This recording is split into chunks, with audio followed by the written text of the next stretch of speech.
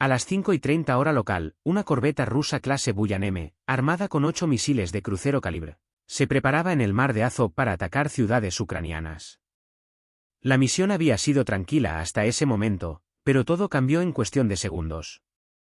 Sin que los marineros rusos lo supieran, 7 drones ucranianos los acechaban con precisión letal. El dron líder, un modelo Rebaka, aceleró a 400 km por hora mientras las ametralladoras de un puesto de control ruso abrían fuego. Rastros luminosos iluminaron el cielo al amanecer. Cada proyectil de 23 milímetros podía reducir un dron a escombros. Y ahí comenzaron los verdaderos desafíos para los atacantes ucranianos. El artillero del puesto no veía los drones, pero sí los oía. Disparó hacia el zumbido de los motores, ajustando sus ráfagas. El Rebaka líder viró bruscamente a la izquierda.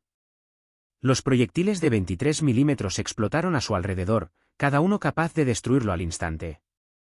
El dron alcanzó su velocidad máxima de 432 km por hora, pasando velozmente antes de que el cañón pudiera seguirlo. Pero el daño estaba hecho, los disparos alertaron a todas las posiciones rusas en un radio de 10 kilómetros. Los mensajes se propagaron por Telegram más rápido que por radios militares. El elemento sorpresa se desvaneció. De pronto, la pantalla del operador se llenó de estática por líneas de alta tensión, invisibles hasta el último segundo. El dron ascendió abruptamente, esquivando por solo 2 metros los 110.000 voltios. Los instrumentos enloquecieron, la brújula giraba sin control, el vídeo parpadeaba, y el dron voló a ciegas durante 3 segundos angustiosos. Entonces, una torre de radio emergió de la penumbra. El operador giró con fuerza a la izquierda, evitando los cables por centímetros. Detrás del líder, 2 drones más lo seguían a 30 segundos de intervalo, aprovechando el caos para infiltrarse. Estos eran modelos Spear, diseñados para neutralizar los radares defensivos del buque. Su éxito era crucial. 4 drones Babe tomaron una ruta norte más lenta, a 200 km por hora, pero con ojivas más pesadas. Ellos serían el golpe final una vez que los Rebaka despejaran el camino. Sin embargo, las alertas de Telegram ya habían alcanzado el siguiente puesto de control. Un inhibidor de señales esperaba, inundando las frecuencias de control con 400 vatios de ruido electromagnético. La pantalla del dron líder se oscureció, la señal se perdió. Pero los ucranianos lo habían anticipado. Los waypoints preprogramados se activaron, y el dron pasó a modo autónomo, navegando por acelerómetro y referencias ópticas, atravesando la tormenta electromagnética sin guía. 3 minutos después, el vídeo regresó. El Babe estaba en curso exacto. Pero adelante, un BTR-82 bloqueaba la autopista, su ametralladora disparando en patrones predefinidos. El operador se internó en una zona industrial, usando edificios para romper la línea de visión. Esos edificios albergaban soldados rusos, que al oír los motores salieron en masa, como hormigas de un hormiguero perturbado. El dron mantuvo 10 metros de altitud. A esta altura, la curvatura terrestre crea sombras de radar. Un radar en una colina que detecta 50 kilómetros a mayor altitud solo ve 12 kilómetros cerca del suelo. La física se volvió su escudo contra el BTR. Los drones navegaron por corredores invisibles mientras los soldados disparaban a sonidos y destellos fugaces. Pero las probabilidades no mienten. El fuego coordinado de un pelotón finalmente acertó. El tercer Rebaka se estrelló en un estacionamiento, su ojiva detonando al impactar. Quedaban 2 Babe y 2 Rebaka. No podían permitirse más bajas. Entonces, el Rebaka líder superó la última cresta. La pantalla del operador mostró algo inesperado, un error grave en el informe de misión. En 4 segundos, debía decidir si salvar la operación o perder todos los drones.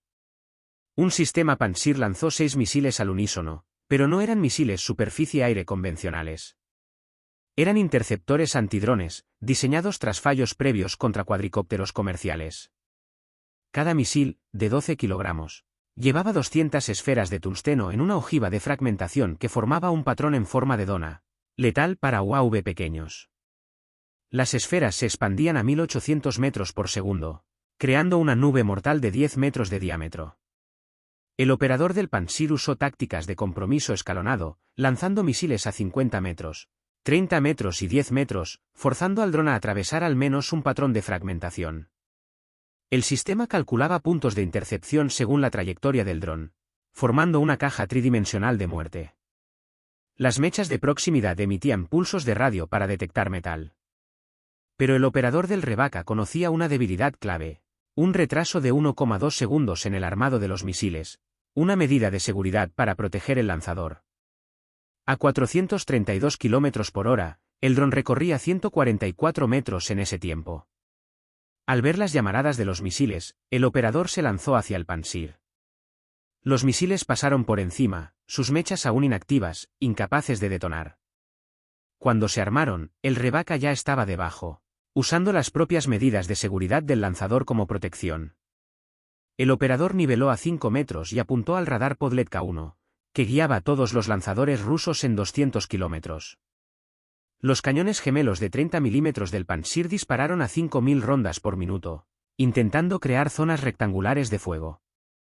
Pero el cálculo tomaba 1,5 segundos, más 0,5 para apuntar y 1,5 para que las balas recorrieran 2 kilómetros.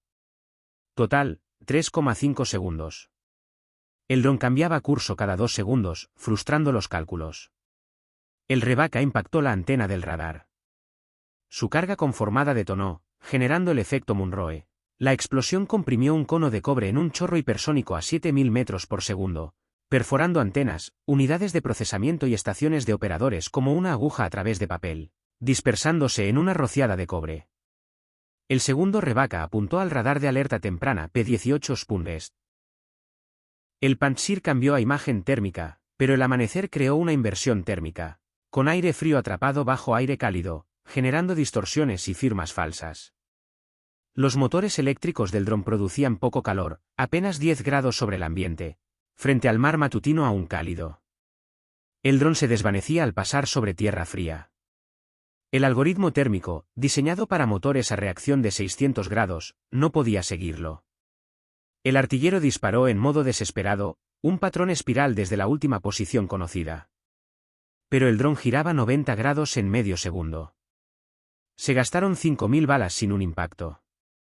El Rebecca golpeó el P-18 en el centro, eliminando 200 kilómetros de cobertura de radar.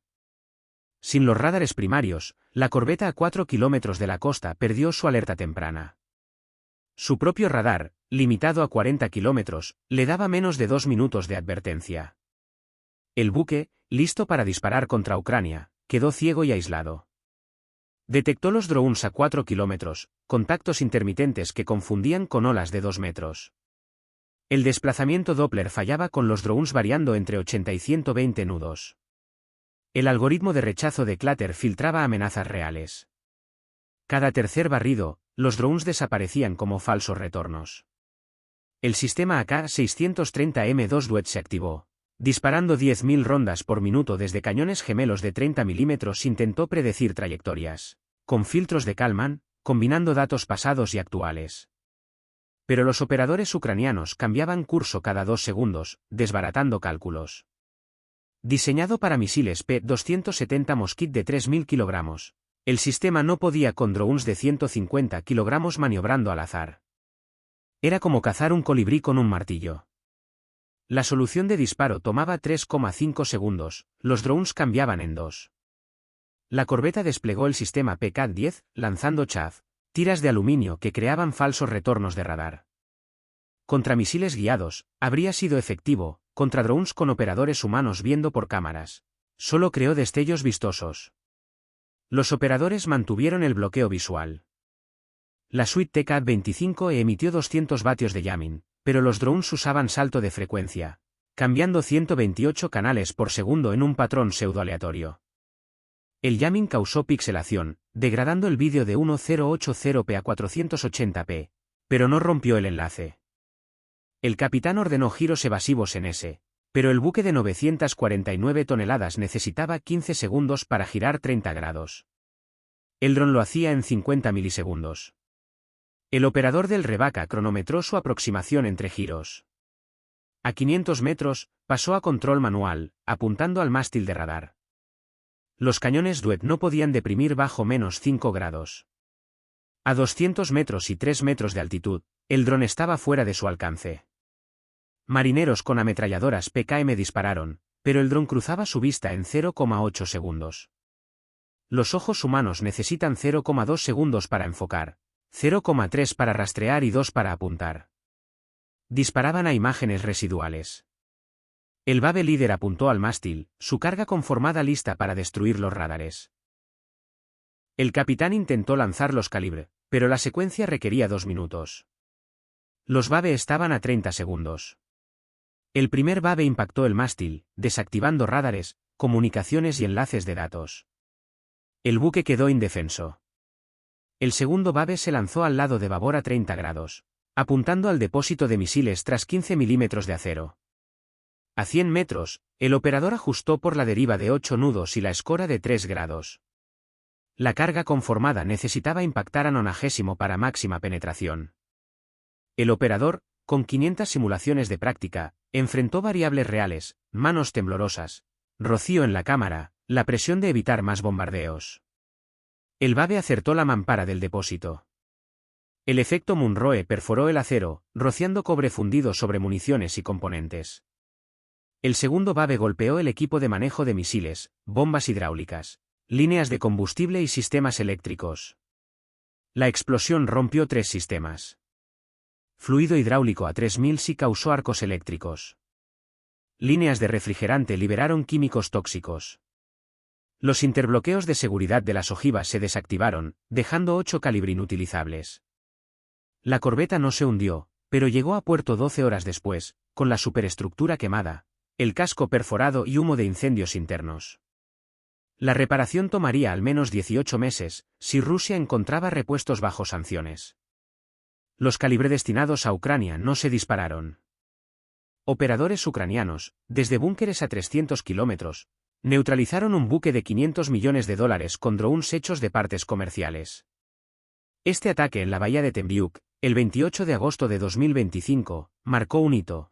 Drones CCPV inutilizando una corbeta de misiles. La operación, ejecutada por inteligencia ucraniana, dañó el radar del buque y perforó su casco cerca del lanzador, forzándolo a retirarse.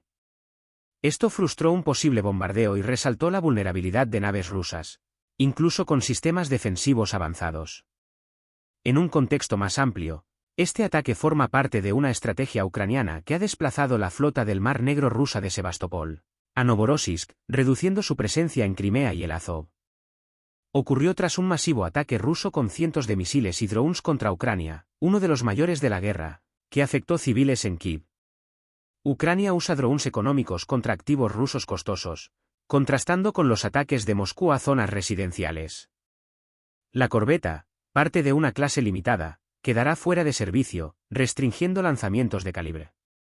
Los drones Rebaka y Babe demostraron su eficacia, sorteando defensas como el Pantsir con tácticas que explotaban dilas en misiles.